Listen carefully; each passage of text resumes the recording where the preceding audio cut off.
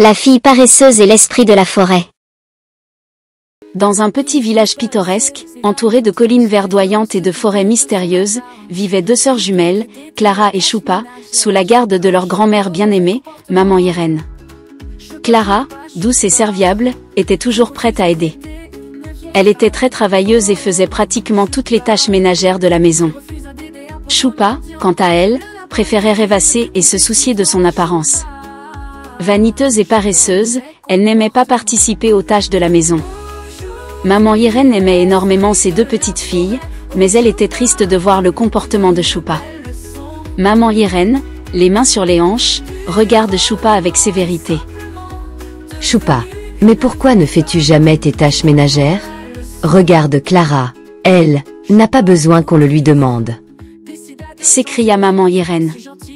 Choupa, allongé dans le hamac, examine ses ongles avec désinvolture. Oh maman Irène, j'ai tellement de choses importantes à faire, mes ongles ont besoin d'être parfaits, je ne veux pas les abîmer. Et puis Clara les fait déjà si bien, ne vous... Clara, souriante tout en balayant le sol, dit « Ne vous inquiétez pas, grand-mère. Je m'en occupe. » Clara, toujours prête à aider, était l'opposé de sa sœur. Choupa, elle, préférait se consacrer à ses plaisirs personnels, ignorant les besoins des autres.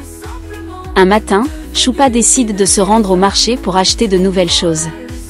Marchant avec élégance sur la route qui mène au marché et tout excitée à l'idée de trouver de nouvelles robes à la mode. La jeune fille croisa une vieille dame qui croulait sous le poids de son fardeau. La vieille femme peinant à transporter ses sacs lourds s'adresse à Choupa. « Ah jeune fille, pourriez-vous m'aider à décharger mes bagages ?» Choupa, avec un regard méprisant dit « Désolée. Je suis pressée, je ne veux pas abîmer mes ongles. » Sans un mot de plus, Choupa tourna les talons, laissant la vieille femme seule et continua son chemin. Elle s'éloigne, laissant la vieille femme désespérée. La vieille femme soupire, visiblement déçue. Un peu plus loin, Choupa croise un mendiant, assis sur le bord du chemin. Il a l'air très faible et affamé. Bonjour jeune fille, pourrais-tu me donner un peu d'argent pour manger? Je n'ai rien avalé depuis plusieurs jours.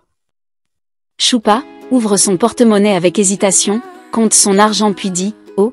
Oh désolé, mais mon argent est compté pour acheter ma nouvelle robe et mes effets personnels. Elle remit son argent dans son sac et passa son chemin, ignorant les besoins du mendiant. Elle arriva finalement au marché. Le marché est un tourbillon de couleurs et de senteurs. Les étals débordent de fruits frais, de légumes, de tissus colorés et d'épices parfumées. Choupa défile entre les étals, émerveillée par toute cette panoplie d'articles. Elle passe toute la journée à gambader entre les étals. Elle finit par acheter deux belles robes et des articles de maquillage pour ses ongles. Lorsqu'elle prit le chemin du retour, le soleil était presque couché. Alors qu'elle pressait les pas pour rentrer, elle tomba sur un lapin pris dans un piège qui tentait désespérément de s'abreuver dans le ruisseau qui coulait juste à côté. Choupa regarde le lapin, leurs yeux se croisent. Elle se murmure à elle-même, « Je suis pressée, je n'ai pas le temps pour de telles choses. » Sans un regard en arrière, Choupa continua son chemin, indifférente à la souffrance du petit animal. Alors que Choupa marchait, une lumière éclatante apparut soudainement devant elle. L'esprit de la forêt, apparaissant dans un halo de lumière. « Bonjour Choupa, je suis l'esprit de la forêt. J'ai été témoin de ton égoïsme et de ton manque de compassion. » Choupa, effrayé, recule. « Qui êtes-vous, que voulez-vous » L'esprit de la forêt, d'une voix calme mais ferme dit « Aider autrui est une vertu, le partage, la compassion, l'amour du prochain Choupa, tu devras apprendre à devenir plus altruiste. » Tout tremblant, Choupa restait figé là.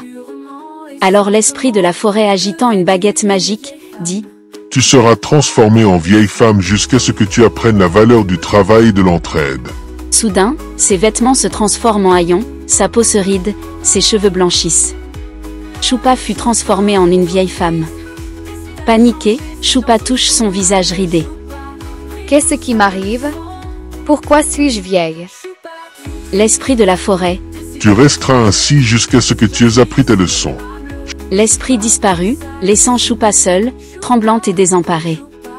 Choupa, sous sa nouvelle apparence, retourne au village. Personne ne la reconnaît. Elle arrive devant sa maison, le cœur lourd. Clara, ouvrant la porte, dit « Grand-mère, qui est cette vieille dame ?» Choupa, en pleurs, dit « Clara, c'est moi, Choupa, aidez-moi. » Clara, choquée, la fait entrer. « Choupa, que t'est-il arrivé ?»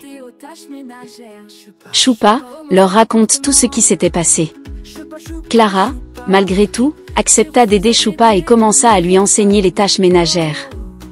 Quant à leur grand-mère, elle lui enseignait les bonnes pratiques et les vertus. Jour après jour, Choupa apprenait avec Clara. Elle découvrit la satisfaction du travail accompli et l'importance de la famille.